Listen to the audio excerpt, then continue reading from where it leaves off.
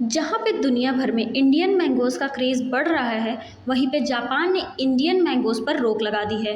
और ये जो रोक जापान द्वारा लगाई गई है, वो ऑलमोस्ट 20 सालों बाद वापस से लगा है।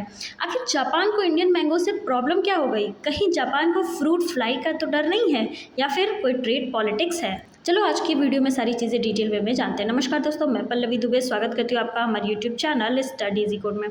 दोस्तों, इंडिया के अल्फोंसो, केसर, लंगड़ा और बनंगपल्ली जैसे वर्ल्ड फेमस मैंगोज को दुनिया भर में बहुत पसंद किया जाता है। लेकिन एक बड़ी खबर आ रही है, जापान ने इस सीज़न इंडियन मैंगोज इंपोर्ट को टेम्परेली सस्पेंड कर दिया है। इसका सीधा असर एक्सपोर्टर्स पर, फार्मर्स पर और इंटरनेशनल मैंगो ट्रेड पर पड़ रहा है। तो चलिए समझते हैं जापान ने बैन क्यों लगाया, वेपर हीट ट्रीटमेंट क्या होता है, फ्रूट फ्लाई इशू क्या होता है, और कहीं जापान को फ्रूट फ्लाई का तो डर नहीं है। तो दोस्तों, रिपोर्ट के अकॉर्डिंग मार्च 2026 में जापान के क्वारंटीन ऑफिसर यूपी के रहमानपुर एरिया में इंस्पेक्शन के लिए आए थे। हर साल मैंगो सीजन से पहले जापान अपनी इंस्पेक्शन टीम इंडिया भेजती है ताकि वो वेपर हीट ट्रीटमेंट यानी वीएचटी प्रोसेस को चेक कर सके। इस बार भी जापानीज ऑफिसर इंडिया में आए, ठीक है, इंडियन ट्रीटमेंट फैसिलिटी में फैसिलिटी को देखने आए और उन्हें इंडियन ट्रीटमेंट फैसिलिटी में कुछ डिफिशियंसी मिली। उन्होंने नोटिस किया, कौन, जो जापान के ऑफिसर आए थे इंस्पेक्शन के लिए, वो नोटिस किए फ्यूमिगेशन प्रोसेस में प्रॉब्लम है, डिसइंफेक्शन मेजर्स में लैप्सेस हैं और ऑपरेशनल स्टैंडर्ड्स में इरेगुलरिटीज़ हैं। और इसी वजह से जापान ने क्या किया, इंडियन मैंगो का इंपोर्ट टेम्परेली सस्पेंड कर दिया। अब आप सोच रहे होंगे कि ये वीएचटी क्या होता है, वेपर हीट ट्रीटमेंट क्या होता है, जिसके बेसिस पे जापान ने इंपोर्ट ही रोक दिया आम का। वेपर हीट ट्रीटमेंट एक नॉन केमिकल क्वारंटाइन प्रोसेस होता है जिसमें मैंगोज़ को controlled hot air, humid environment और स्पेसिफिक टेम्परेचर कंडीशन में ट्रीट किया जाता है। इसका पर्पस होता है फ्रूट फ्लाइज को एलिमिनेट करना, इंसेक्ट एग्स को डिस्ट्रॉय करना और पेस्ट को ख़त्म करना, ताकि एक्सपोर्टेड मैंगोज़ कम्प्लीटली सेफ़ हो, पूरी तरीके से सेफ़ हो। जापान फूड सेफ्टी और एग्रीकल्चर प्रोटेक्शन को लेकर दुनिया का सबसे स्ट्रिक्ट कंट्रीज़ में से एक माना जाता है। जापान को सबसे ज़्यादा कंसर्न किस चीज़ का है, फ्रूट फ्लाई इन्फेस्टेशन को लेकर के होती है। फ्रूट फ्लाइज क्रॉप डिस्ट्रॉय कर सकते हैं, रैपिडली स्प्रेड करते हैं और लोकल फार्मिंग को डैमेज कर देते हैं।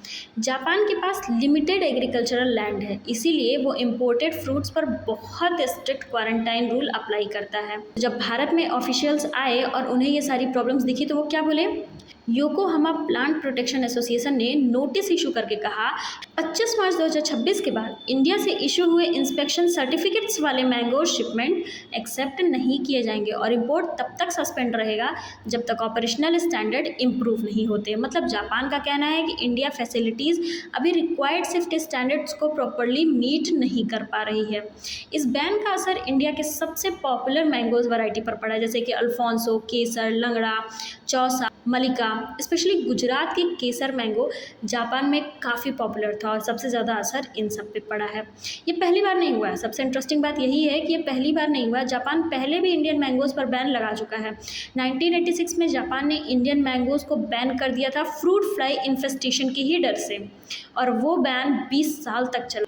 उसके बाद इंडिया ने साइंटिफिक स्टडी की, पेस्ट सर्वे कंडक्ट किया, क्वारंटाइन सिस्टम इम्प्रूव किया और स्पेशल वीएचटी प्लांट इस्टेब्लिश किया। तब जाकर के 2006 में, सोचो, 1986 में जापान ने मैंगोज़ को बैन किया था और फिर 2006 में जब इंडिया इतना सारा स्टडी किया, इतना सारी चीज़ों को सही किया, तब जाकर के 2006 में जापान ने बैन को हटाया था और फिर एग्जैक्टली 20 साल बाद से इम्पोर्ट सस्पेंड कर दिया। 6 के बाद 2006 के बाद इम्पोर्ट हो रहा था, 20 साल तक इम्पोर्ट हुआ, फिर से जापान ने इम्पोर्ट पे बैन लगा दिया।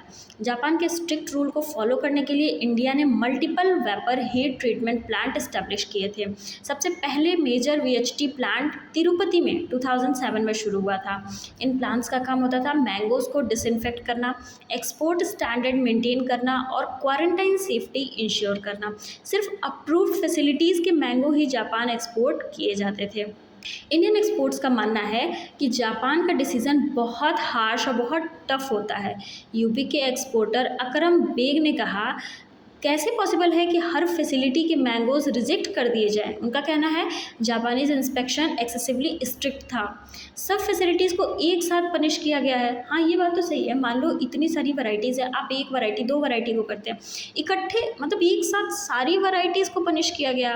और ये जो हैं यूपी के एक्सपोर्टर अकरम बेग ये एक पॉइंट और कहते हैं कि लगता है इंस्पेक्शन टीम पहले से ही फेल करने के ही इंटेंशन से आई थी भारत में। बात तो सही है। मतलब 1 वैराइटी, 2 वैराइटी, 3 वैराइटी को मना करते समझ में आता है, बट इकट्ठे सारी चीज़ों को कर दिया गया। तो इस पे एक्सपोर्टर अकरम बेग का क्या कहना है कि ऐसा लग रहा है कि इंस्पेक्शन टीम पहले से ही फेल करने के इंटेंशन से भारत में आई थी। कुछ एक्सपोर्टर्स का ये भी कहना है कि जापान ट्रीटमेंट सिस्टम्स और क्वालिटी कंट्रोल पर मोनोपोली बनाना चाहता है। हालांकि ये एक्सपोर्टर के एलिगेशंस हैं, ऑफिशियली प्रूव अभी नहीं हुआ, ये सिर्फ और सिर्फ एलिगेशंस ही हैं, ठीक है। वॉल्यूम के हिसाब से जापान इंडिया का सबसे बड़ा मैंगो बायर है। देखो, इंडिया के टॉप मैंगो एक्सपोर्ट मार्केट्स में यूएसए है, यूएई है, यूके, नीदरलैंड, सऊदी अरेबिया। लेकिन जापान को एक प्रीमियर और प्रेस्टिजियस मार्केट माना जाता है। जापान में मैंगो एक्सपोर्ट करना क्वालिटी का सिंबल माना जाता है, इंटरनेशनल रेपुटेशन इंप्रूव करता है और प्रीमियम प्राइसिंग भी मिलती है। इसीलिए एक्सपोर्टर्स के लिए ये मार्केट काफ़ी इंपॉर्टेंट है। रिपोर्ट के अकॉर्डिंग लास्ट ईयर इंडिया ने जापान को अप्रॉक्स $2 मिलियन के मैंगोज़ एक्सपोर्ट किए थे। फ्रेश और प्रोसेस्ड मैंगो एक्सपोर्ट्स की वैल्यू लगभग $1.54 मिलियन थी। अब पीक अप्रैल से जून सीज़न के बीच में बैन लगाने की वजह से शिपमेंट रुक गई है, एक्सपोर्टर का लॉस बढ़ रहा है और फार्मर्स भी अफेक्टेड हो रहे हैं। अब सबसे बड़ा सवाल आ रहा है, क्या ये जो बैन है वो परमानेंट है? तो नहीं, ये बैन परमानेंट नहीं है। जापान ने क्लियरली कहा है कि अगर Indian facility operational standard improve कर लेती है तो इम्पोर्ट फ्यूचर में रिज्यूम हो सकता है। अभी इंडियन गवर्नमेंट और mango Grover association of India Japanese authority के साथ टॉक्स कर रहे हैं, लेकिन मैंगो सीज़न ऑलमोस्ट ख़त्म होने वाला है, इसीलिए इमीडिएट सॉल्यूशन मुश्किल लग रहा है। तो दोस्तों, ये इशू सिर्फ मैंगो का ही नहीं था, ये global trade standard, food safety और इंटरनेशनल ट्रस्ट का भी मैटर था। इंडिया ने 20 साल में जापान का ट्रस्ट दोबारा जीता था, लेकिन अब एक बार फिर क्वारंटीन कंसर्न की वजह से इंडिया मैंगो एक्सपोर्ट को झटका लगा है। अब देखना होगा कि इंडिया जल्द से जल्द स्टैंडर्ड्स इंप्रूव करके जापानीज़ मार्केट में कमबैक कर पाता है या उसे बहुत टाइम लगता है। आपका क्या मानना है? क्या जापान का डिसीजन जस्टिफाइड है या इंडियन एक्सपोर्टर के साथ अनफेयर हुआ है? कमेंट में अपनी राय जरूर बताएं और वीडियो पसंद आई हो तो वीडियो को लाइक करें, शेयर करें, चैनल को सब्सक्राइब करना ना भूलें। मिलते हैं नेक्स्ट वीडियो में एक नेक्स्ट बहुत इंटरेस्टिंग पॉइंट के साथ। धन्यवाद।